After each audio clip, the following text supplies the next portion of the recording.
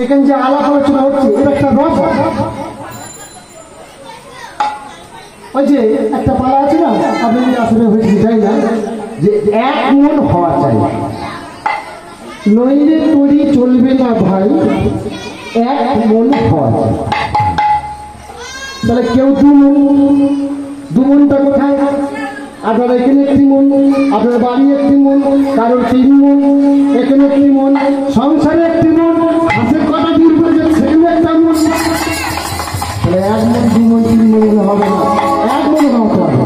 তাহলে 3 মনটাকে আপনি 1 মন করবেন কি করে? এই যে ঈশ্বরের নাম গান শুনতে, এই যে ভক্তি রসে ডুবে গেছো, এখানেই তোমার মনটা 1 মন হয়েই যাবে।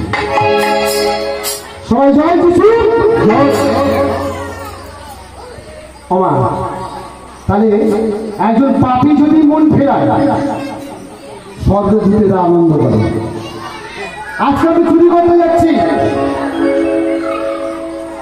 মা জানে আমার ছেলে চুরি করে, কিন্তু সে কোনদিন ভেবে দেখেন আমার এই চুরি, এই পাপ আমার মা বাবা নেবে। একদিন সাধু বলছে, তুই যে চুরি করছিস, তোর এই পাপের ভাগ তোর বাবা মা নেবে? কেন নেবে না? আমি তাদের খাওয়াচ্ছি, তারা আমার এই দায় নেবে না। মা আর বাবাকে গিয়ে জিজ্ঞাসা করে আয়, তোর এই পাপের ভাগ তোর মা আর বাবা নেবে কি? চলেছে কোথায়? মা আর বাবার কাছে। বলে, মা আমি যে তোমাদের খাওয়াচ্ছি পড়াচ্ছি, তাই এই পাপের ভাগ তোমরা নেবে বলে না? তুই আমাদের খাওয়াচ্ছিস, তাই তুই পাপ করছিস কি ঠিক করছিস, তোর পাপের ভাগ আমরা নেবে না। তাই তুমি যদি তোমার ছেলেটাকে আজকের ওই পাপের পথ থেকে ফিরিয়ে আনতে, ছেলেটা ভালো হতো, স্বর্গের দূতেরা আনন্দ করতো। একজন পাপীকে যদি তুমি ফিরিয়ে নিয়ে আসতে পারো, তাহলে স্বর্গের দূতেরাও আনন্দ করে। একজন লোক, তার 2টো পুত্র ছিল,